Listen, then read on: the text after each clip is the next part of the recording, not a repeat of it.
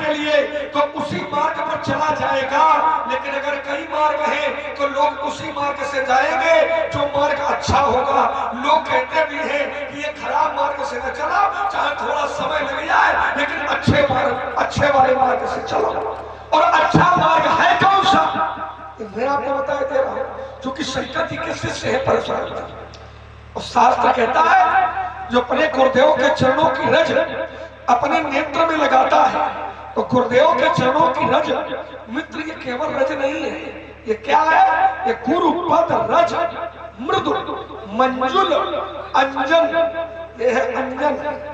और जब इसका हम प्रयोग अपने नेत्रों में करते हैं तो होता क्या है, तो शास्त्र ने कहा कि नयन अमीर दृग्दोष विभंजन।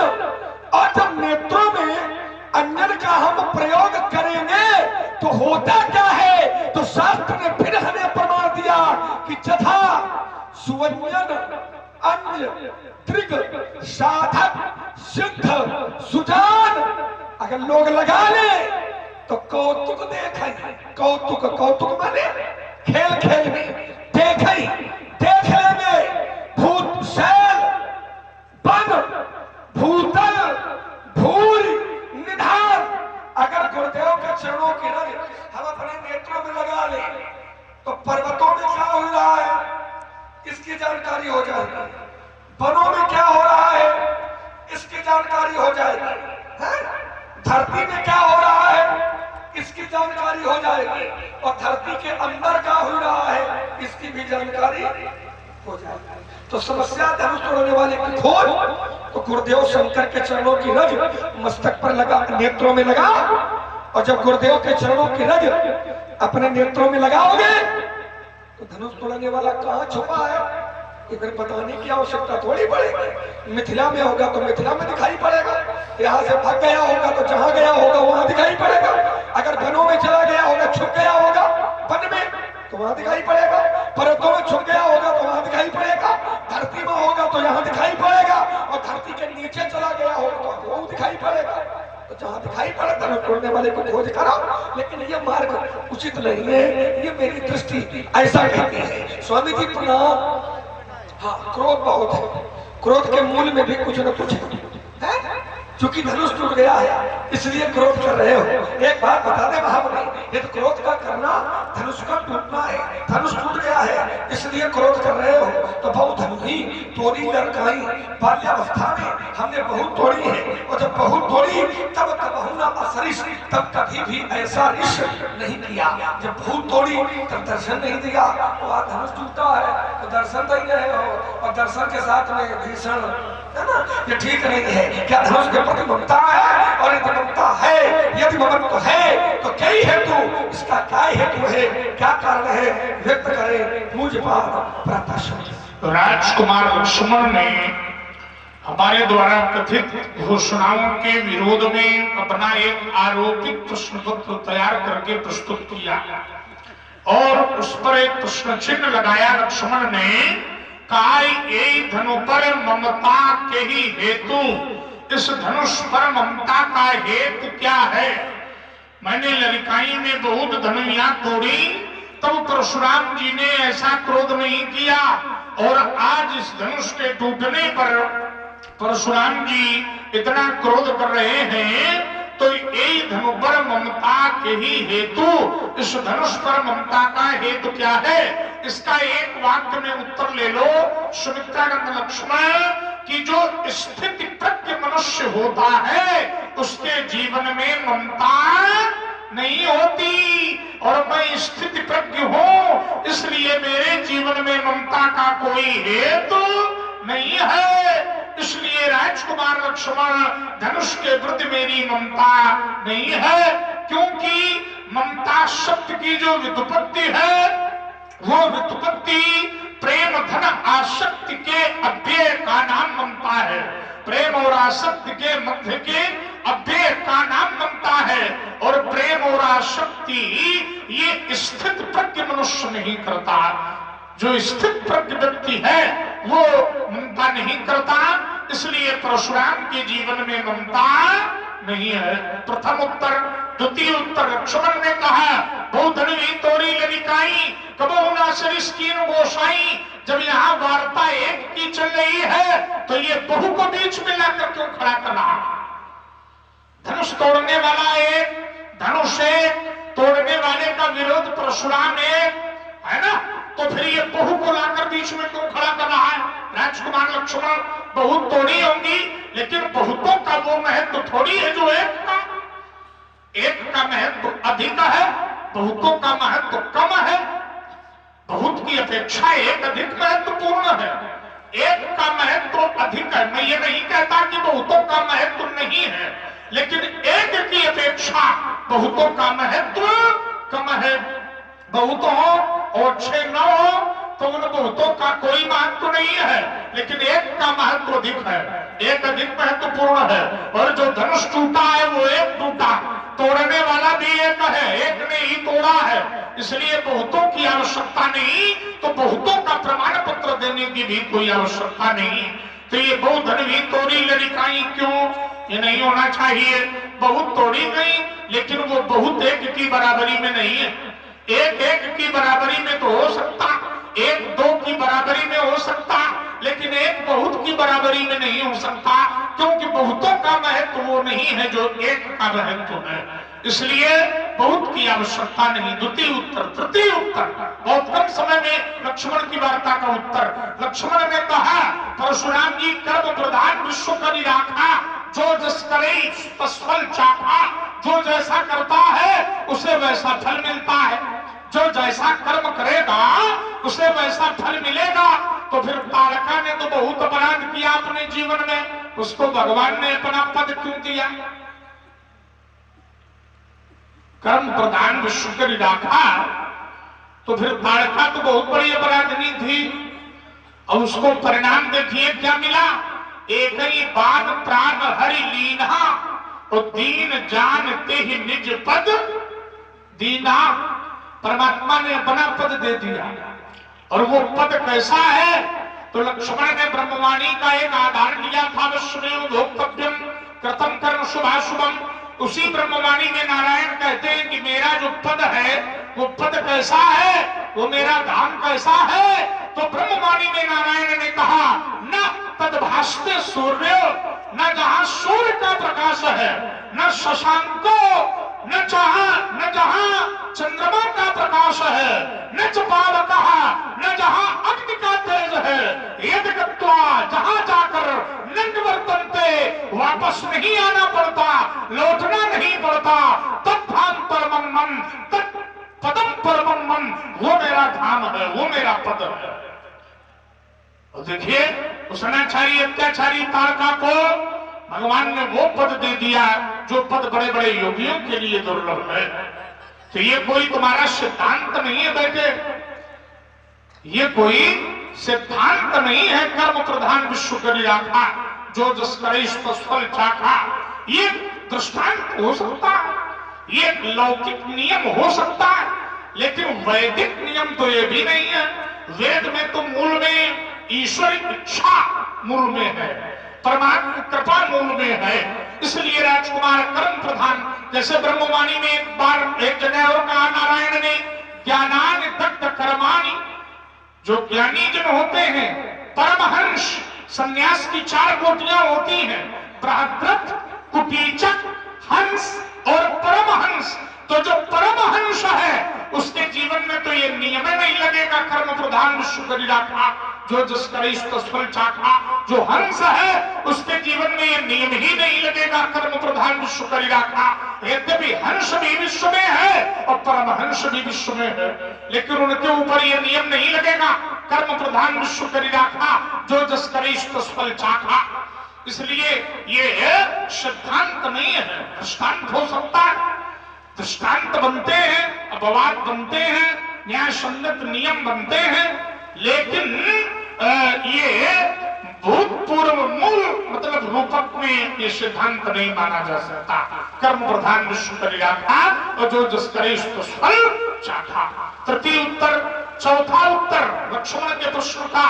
लक्ष्मण ने कहा कि महात्मा परशुराम जी, भगवान शंकर के चरणों की रज को अन्य अंजन मानकर आप लगा लो अपने नेत्रों में। तो लक्ष्मण ने कहा गुरुपद रज मृदु मंजुल अंजन, अंजन बनाकर लगाओ गुरुपद रज, माने गुरु के चरणों की रज, रज माने धूल है ना, मिट्टी के कणों को समूह को आप अपने नेत्रों में लगाओ तो नयन अमीय दृढ़ दोष विभंजन, तो नेत्रों का जो दोष है वो समाप्त हो जाएगा। और उसका प्रभाव क्या पड़ेगा? तो कह रहा है जथा सुरंजन अंज दृग। इसके पूर्व में आओ, वहां तक तो जानने की आवश्यकता नहीं है। ये कह रहा है नयन अमीय दृढ़ दोष, नेत्रों का दोष। तो क्या परशुराम के नेत्रों में भी दोष है? भाई परशुराम के जो गुरु के चरणों की रज है वो नेत्र दोष को, नेत्र विकार को, नेत्र रोग को समाप्त करती है। यही तो इस अर्धाली का अर्थ हुआ। नयन अमीय दृग दोष, नेत्रों के लिए अमृत तुल्य है। और दृग दोष विभंजन, दृग माने नेत्र, और दोष का तात्पर्य यहाँ रोग से होगा, दोष है ना।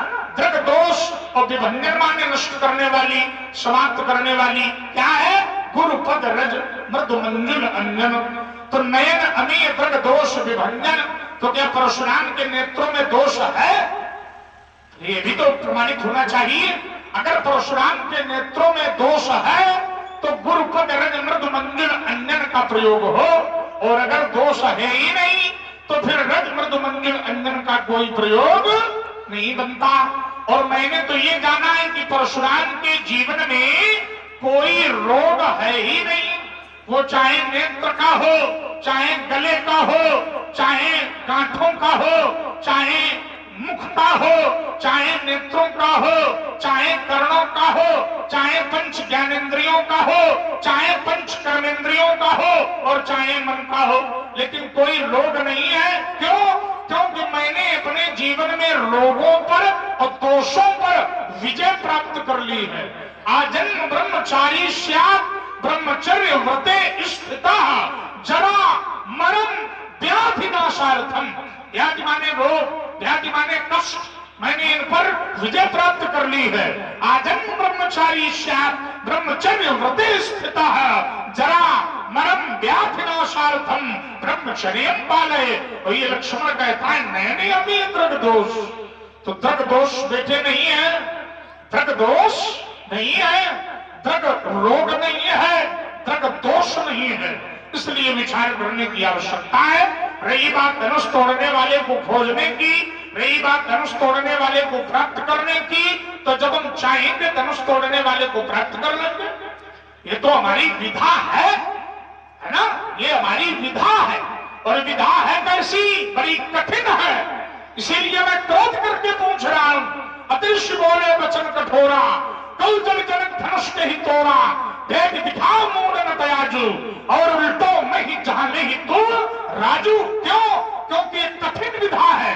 और इस कठिन विधा का प्रयोग इसलिए है क्योंकि परशुराम का व्यक्तित्व कठिन है, परशुराम का स्वभाव कठिन है, परशुराम के कर्म कठिन है, परशुराम का जीवन चरित्र कठिन है, परशुराम का आगमन कठिन है। तो जब व्यक्तित्व कठिन है, जब स्वभाव कठिन है, जब चरित्र कठिन है, जब चरित्र और जीवन शैली कठिन है, तो फिर कठिन मार्ग के द्वारा मैं जानना चाहता, क्या जानना चाहता हूं? अतिश बोले वचन कठोरा। ये कठोरा ही कठिन है। और कठिन है कैसे? तो कहा शांत वेश करनी कठिन। तो जिसकी करनी कठिन है वो सरलता से थोड़ी जानेगा, तो कठिनाई से जानेगा। शांत वेश करनी कठिन, और जब करनी कठिन तब बड़े न जाई स्वरूप, और धरि मुनि तन जन वीर रस आए जहां सब भूप। इसलिए राजकुमार मैंने कठिनाई से जानने का प्रयास किया। अस्त्रेंद्र बालक कालवश गोलक तो ही सुभार, और धनु ही समुद्र बुरारी धनु विदित सकल संसार। देखिए महाराज, समस्या ये है कि जो वैचारिक भ्रांति होती है कभी वो शस्त्र से नहीं चलती है। वैचारिक कहते हैं विचारों की जो भ्रांतियां होती हैं वो कभी अस्त्र शस्त्र से नहीं कटा करती है। उसके लिए आवश्यकता विचार विनिमय की